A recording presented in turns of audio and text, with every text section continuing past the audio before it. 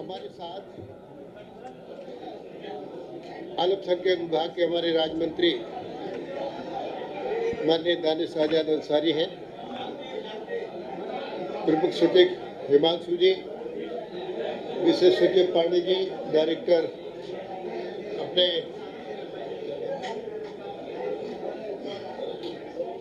और दुग्धायत एमडी और डायरेक्टर इंदुमती। अल्पसंख्यक से प्रारंभ करते हैं। पहले अल्पसंख्यक को इन्हें मीटिंग में जाना, हिमांशु जी को।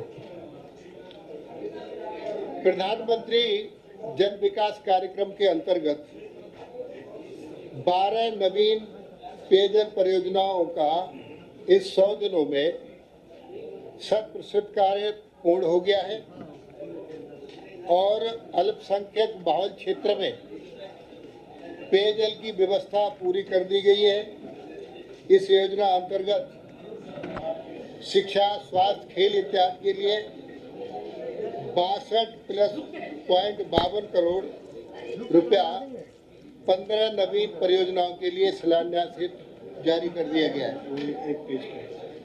और सबसे महत्वपूर्ण व्यवस्था मदरसा शिक्षा की है।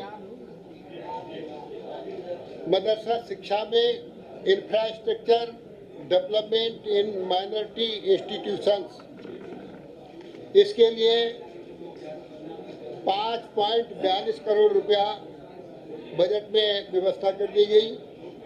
और अभी मदरसा शिक्षा में 4 जुलाई को 100 दिन की व्यवस्था में ई लर्निंग ऐप जारी किया गया है, यानी मेला मदरसा एजुकेशन लर्निंग ऐप। अब गरीबों के बच्चे भी मदरसा की शिक्षा इस ऐप के माध्यम से व्यवस्थित ढंग से ले सकेंगे। जैसा कि माननीय प्रधानमंत्री नरेंद्र मोदी जी का सोच है, एक हाथ में कुरान और एक हाथ में लैपटॉप, उस सिस्टम को डेवलप करते हुए अब हजूर के बेटे ही हजूर नहीं होंगे, मजूर के बेटे भी हजूर होंगे, क्योंकि मदरसा शिक्षा में गरीबों के बच्चे पढ़ते हैं। तो इसके लिए हमने NCERT का पाठ्यक्रम जारी किया है। अब मदरसा शिक्षा में उर्दू, फारसी, अरबी ये पढ़ें।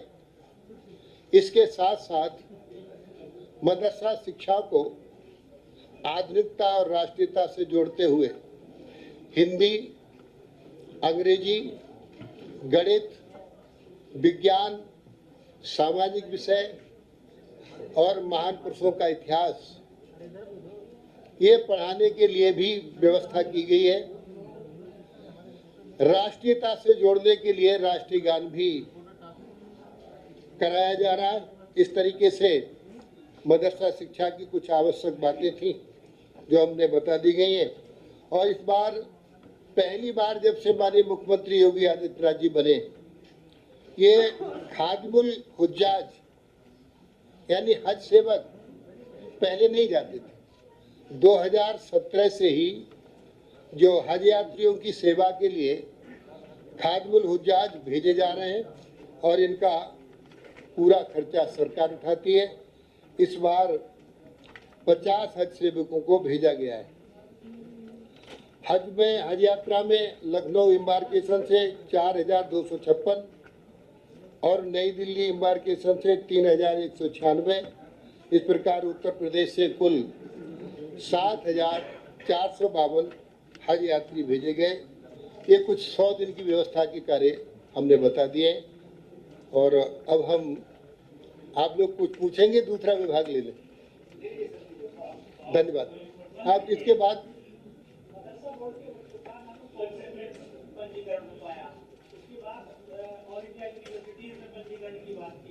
उसमें हो पाया। जो ग्रेजुएट करते हैं मदरसा बोर्ड के बच्चे, उनको कहीं जगह नहीं है, ना वो लॉ कर सकते हैं, ना वो MBA कर सकते हैं, ना BBA कर सकते हैं, ना BTech कर सकते हैं। से एफिलिएशन नहीं है, तो उसके लिए क्या व्यवस्था की जाए? देखिए, आपकी बात ठीक है।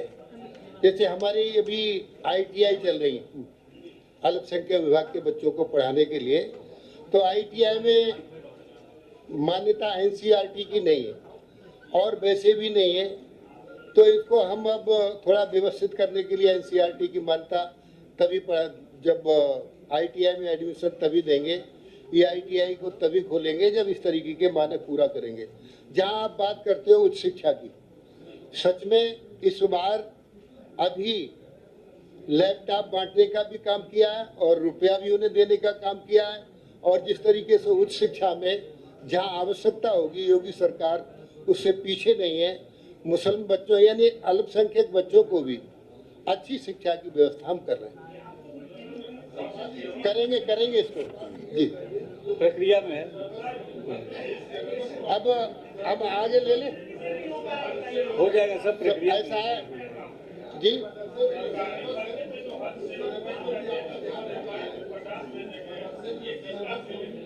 ये इसलिए भेजे गए हैं जैसे किसी का स्वास्थ्य खराब हो जाता है, कहीं पर कोई और दिक्कत आ जाती है, उनकी सेवा के लिए हज सेवक हैं, जैसे कार सेवक है वैसे ही हज सेवक है, ये सिस्टम। अब आपको सरल भाषा में बता दिया, और आप बताइए, आगे बढ़िए। अब देखिए, हम बिल्कुल सच का बखान करेंगे। आप राजनीति में सत्य पर आधारित विषय है। अब अगला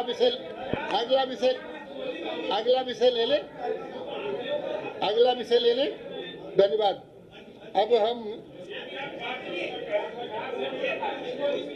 अभी हम समय देंगे आपको। अभी हमारे पास 6 विभाग है, कम समय ले लेंगे। अब अगला विषय ले लेते हैं। धन्यवाद। अब आप आगे जाओ।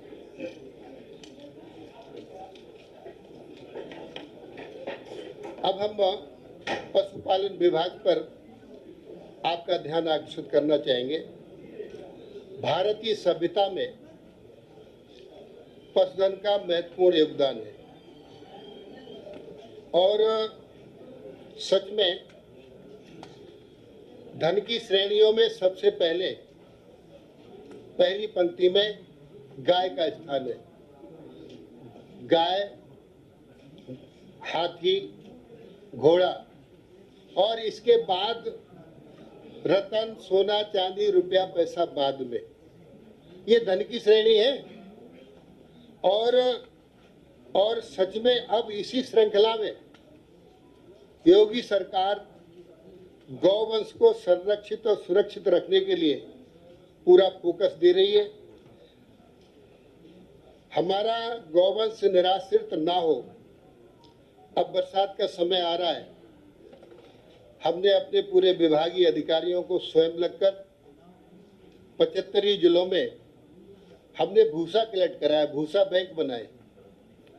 ये भूसा बैंक इसलिए बनाए हैं क्योंकि बरसात में भूसा मिलता नहीं है।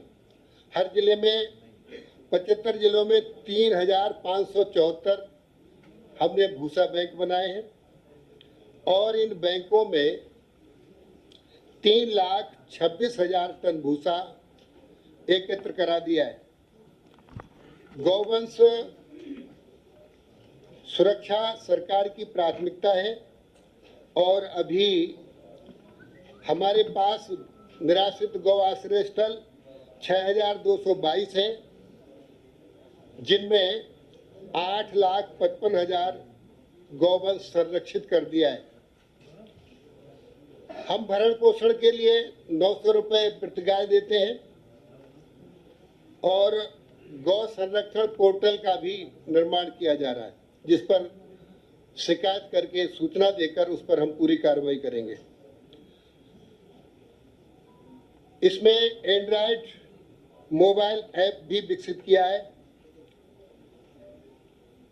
हर विकास खंड में 2000 से लेकर 4000 तक निराश्रित गायें रखने के लिए उत्तर प्रदेश के मुख्यमंत्री माननीय योगी आदित्यनाथ जी ने धन आवंटित किया है, और हम हर ब्लॉक में 3000 से 4000 संरक्षित गाय करने के लिए एक गौशाला बनाएंगे।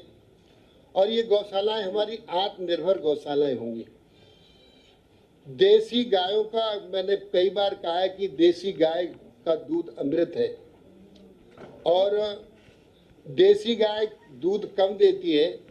इसकी उत्पादकता बढ़ाने के लिए हमने विभाग के द्वारा सैक सीमेंट के द्वारा इसकी दूध की उत्पादकता बढ़ाई जाएगी, क्योंकि कनाडा हमसे देसी गाय मांग के ले गया और देश भी देसी गाय मांग रहे हैं। हमारे लोग देसी गाय को छोड़ने का काम कर रहे हैं, तो देसी गाय अब कोई छोड़ेगा नहीं। इसके लिए हम गाय के गोबर से सीएनजी भी बनाएंगे, गाय का गोबर 2 रुपए किलो खरीदेंगे और गाय का दूध भी खरीद रहे हैं। तो इस तरीके से ये सिस्टम डेवलप करने का काम किया है।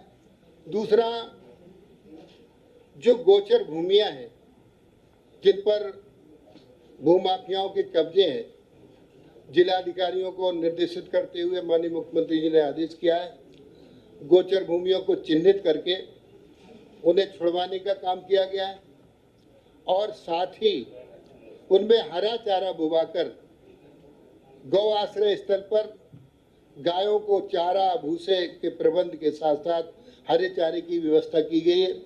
अब बरसात में कोई कठिनाई ना हो, उनको रहने के लिए शेड, आश्रय स्थल पर प्रकाश की व्यवस्था, स्वच्छ पेयजल की व्यवस्था और भूसा चारा इत्यादि की व्यवस्था भी एक अभियान चलाकर हमारा विभाग अब इसमें लगन काम करेगा।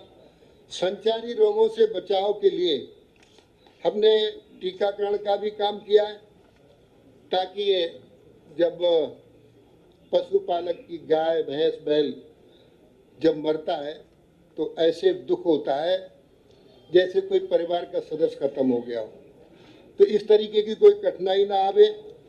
तो अभी इन 100 दिनों में 1 करोड़ टीकाकरण किया का लक्ष्य था, लेकिन हमने 1 करोड़ 31 लाख का टीकाकरण कर दिया। 20 लाख पशुओं को कृत्रिम गर्भाधान कराना था इस 100 दिनों में, लेकिन हमने 20,13,443 की प्रगति की है। और 11 लाख, जो अभी मैं सैक सीमेंट की बात कर रहा था, वर्गीकृत वीर्य स्टा उत्पादन के लिए 11,324 की प्राप्ति कर ली है। 50 इन 100 दिनों में 50,000 निराश्रित गौवंश आश्रय स्थल बनाकर उनको संरक्षित करने का काम किया है। जो अभी 2000 से लेकर 4000 तक की बात कर रहे थे, इन 100 दिनों में 20 निर्माणाधीन गौ संरक्षण केंद्र का निर्माण कार्य करके पूरा और इन्हें 100% कर दिया है। 1000 अस्थायी गौ सेवा केंद्र बाड़ा बनाकर ये काम भी हमने 100 दिन में पूरा कर लिया है। पशुपालक को इलाज के लिए कहीं कठिनाई ना हो तो 520 मोबाइल वेटरनरी यूनिट तैयार है। 520 वाहन 1962 नंबर पशुपालक डायल करेगा तो 1 घंटे में ये मोबाइल वैन हमारा, जिसमें एक डॉक्टर, एक कंपाउंडर उसके घर पहुंच जाएंगे और पशु का इलाज उसके दरवाजे पर, योगी सरकार किसान के द्वार, ये व्यवस्था भी हमने लागू की है। इस तरीके से देश में दूध उत्तर प्रदेश का पहला नंबर है। दुग्ध उत्पादन में देश में हमारे उत्तर प्रदेश, देश में पहले नंबर पर उत्तर प्रदेश है। अभी इन 100 दिनों के लिए जो टास्क दिया था विभाग में, जिसमें नवीन समितियों का गठन और जो समितियां अक्रियशील हो गई थी उनको सक्रिय करना, इसके लिए 2022-23 में 8,695.166 लाख बजट आवंटित कर दिया गया है। दूसरा, किसान कैसे अच्छा दूध प्राप्त करे, उस दूध की उत्पादकता को कैसा लाभ उठावे, इसके लिए प्रगतिशील किसानों को प्रशिक्षण देने का काम भी हमारे विभाग के द्वारा किया जा रहा है। इसके लिए 672.92 लाख रुपए का बजट में प्रावधान किया है। तीसरा, पशुओं का स्वास्थ्य ठीक रहे और इसमें अच्छा पशु आहार, पराग पशु आहार, इसकी व्यवस्था भी ठीक की है। इसके लिए भी 602.82 लाख रुपए का बजट आवंटित कर दिया है। प्रदेश सरकार अच्छा जो दुग्ध उत्पादन करते हैं, जो किसान अच्छा दूध पैदा कर रहे हैं सबसे श्रेणी में, उन्हें नंद बाबा पुरस्कार से सम्मानित किया जा रहा है और इस पुरस्कार में प्रदेश स्तर पर 51,000 रुपया, जनपद स्तर पर 21,000 रुपया और ब्लॉक स्तर पर 5 यानी 5100 रुपये देने की व्यवस्था है। इसी तरीके से डेयरियों में किसानों को गोकुल पुरस्कार, इसे प्रथम पुरस्कार में 2 लाख रुपया, द्वितीय पुरस्कार में 1.5 लाख रुपया और जनपद स्तर पर 51,000 रुपये देने की व्यवस्था भी दुग्ध उत्पादन में हम की है। हमने 100 दिन में जो लक्ष्य निर्धारित किया था उसे पूरा कर लिया है। 125 समितियां गठन करनी थी, 150 कर ली और पराग ई पोर्टल का भी विकसित हो गया, जिसमें 5,000 के लक्ष्य के सापेक्ष 14,310 महिला सहायता समूहों को भी आगे बढ़ाने का काम किया है। तो इस तरीके से दूध उत्पादन में भी हम आगे बढ़ रहे हैं। और अगला विभाग है हमारे पास नागरिक सुरक्षा। नागरिक सुरक्षा में क्योंकि इस समय हम जल्दी ले रहे हैं, अभी तुरंत खत्म करते हैं। अभी हमारा वो हम अपना पूरा कर लें वो मत, इसके बाद नागरिक सुरक्षा, जैसे अभी यूक्रेन और रूस में युद्ध चल रहा है, वहाँ बंकर है, हमारे देश में बंकर नहीं है। नागरिक सुरक्षा, नागरिकों को हवाई हमले से कैसे सुरक्षा प्रदान करें, तो इसके लिए भी बरेली में, गोरखपुर में हमने ट्रेनिंग देने का काम किया है, ब्लैक आउट भी किया है और अब इसके लिए हम मेट्रो और शॉपिंग मॉल इत्यादि का भी व्यवस्था करेंगे।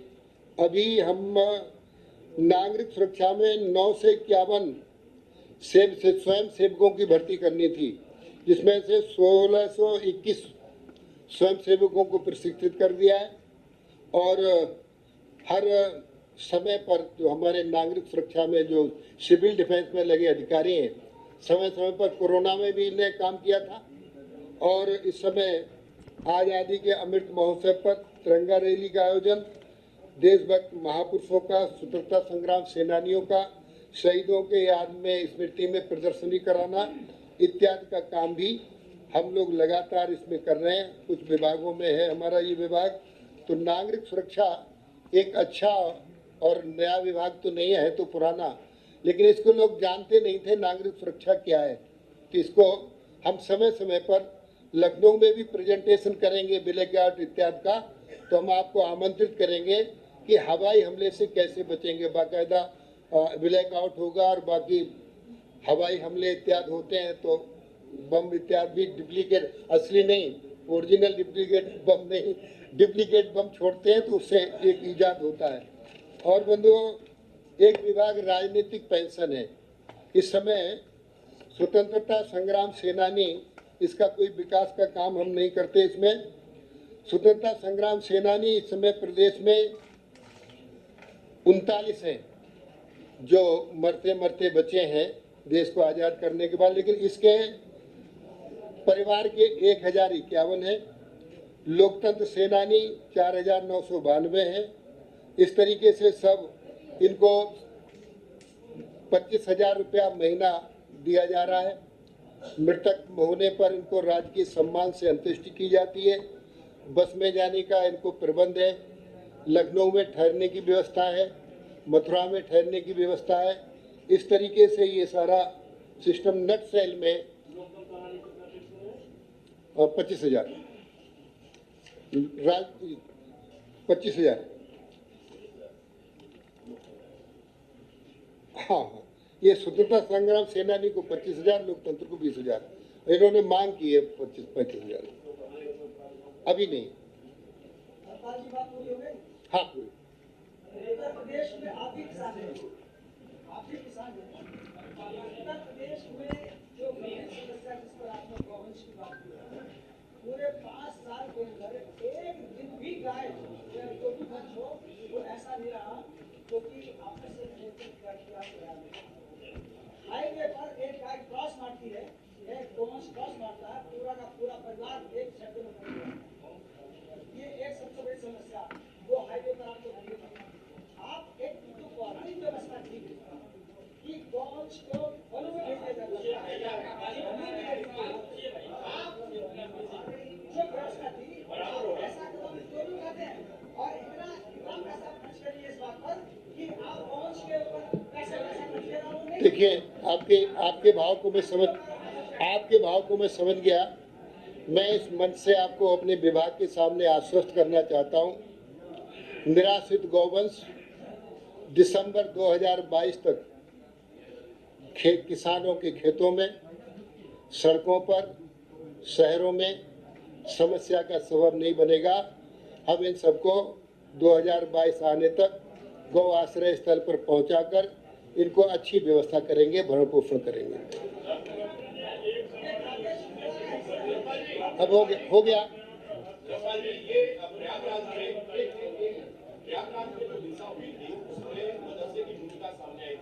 मदरसे में पढ़ने वाले बच्चों ने वहां पे पत्थरबाजी करी थी। उस विषय में जो जांच हुई है वो कहां तक पहुंची है? क्या उत्तर प्रदेश के सभी मदरसों की जांच इस दिशा में की जा रही है या फिर वहां पढ़ने वाले बच्चों की जांच की जा रही है?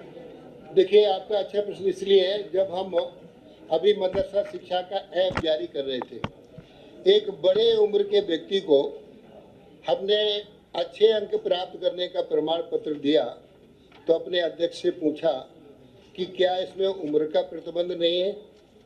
हम बच्चों की जगह आदमी को प्रमाण पत्र दे रहे हैं। तो अब हम एज का भी, हमारे मंत्री जी बैठे हैं साथ में, एज का भी प्रतिबंध करेंगे। और जो महत्वपूर्ण सवाल है, जहाँ पर पत्थरबाजी हुई है वो बच्चे अबोध थे, हम जांच करवा रहे हैं और ऐसे तत्वों को जांच कराकर इसकी कड़ी कार्रवाई करेंगे।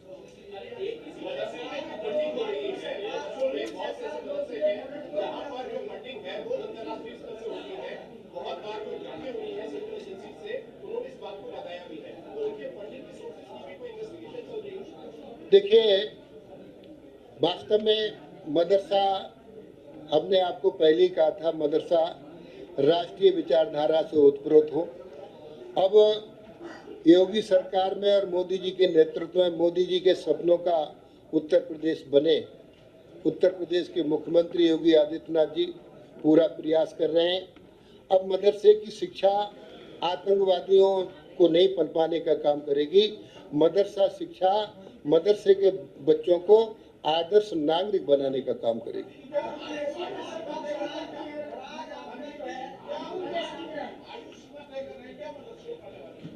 आयु सीमा तय करेंगे।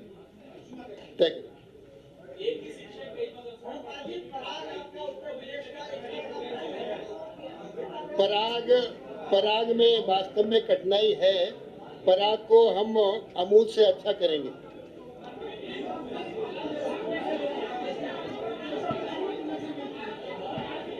यदि आप एक एक करके सवाल करेंगे तो मुझे सुविधा रहेगी।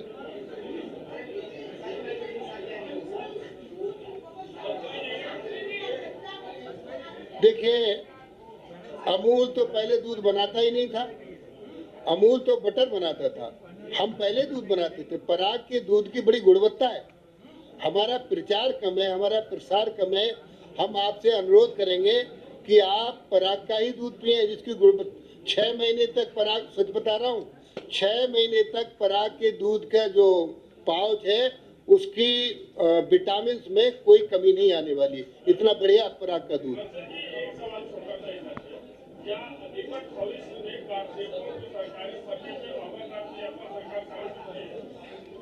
मुझे इस समय मेरे पास अल्पसंख्यक विभाग है।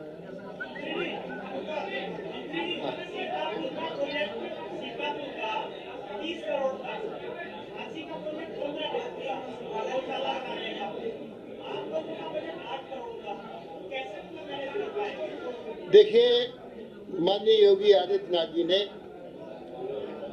डेयरी, देखिए अभी आप 3 तारीख को ग्राउंड ब्रेकिंग सेरेमनी हुई थी उत्तर प्रदेश में, उसमें कई उद्यमियों ने डेयरी डेवलपमेंट के लिए पूंजी निवेश करने की बात कही और उत्तर प्रदेश में दूध में पूंजी निवेश होगा, डेयरी डेवलपमेंट में कोई कमी नहीं आने वाली और हम अच्छा प्रयास करेंगे। गो आश्रय स्थल की बात कर रहा हूँ। गौ आश्रय स्थल, हाँ, सीतापुर में गौ संरक्षण केंद्र के लिए 30 करोड़ का प्रोजेक्ट भेजा गया है सीतापुर से, झांसी से 15 करोड़ का भेजा गया है, आपका बजट है 8 करोड़ रुपए का एक जगह खोलने का, तो इसमें कैसे मैनेज कर पाएंगे? देखिए, बजट से ही सारे काम नहीं होते। 8 करोड़ में हम वो काम करेंगे जो 30 करोड़ में नहीं हो सकता, वो काम करेंगे। ये देखिए, विश्वास करिए, गाय का जो स्तर है, हमने पूरा की पूरा अभी भूसा लोगों ने दान, हमने खरीदा भी है और भूसा लोगों ने दान भी दिया है, तो गौ माता के काम में कोई कमी नहीं आने वाली। हम आपको धन्यवाद देते हैं। धन्यवाद। आप सभी का धन्यवाद।